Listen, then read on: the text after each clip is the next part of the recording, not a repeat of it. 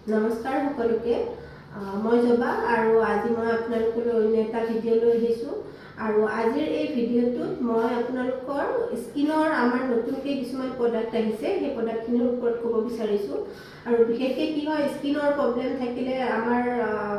মানে বিভিন্ন ধৰণৰ সমস্যা আহি যায় আমাৰ কনফিডেন্টটো নাথাকে কৰবালৈ যাব হ'লে বা যদিহে আমি মেকআপ বেছিকৈ লগাই পিনে স্কিনৰ কিছুমান দাগ থাকিলে লুকাব চেষ্টা কৰোঁ কিন্তু সেই বেছিকৈ মেকআপ কৰাৰ ফলতো আমাৰ স্কিনটো ধৰক ডেমেজ হোৱা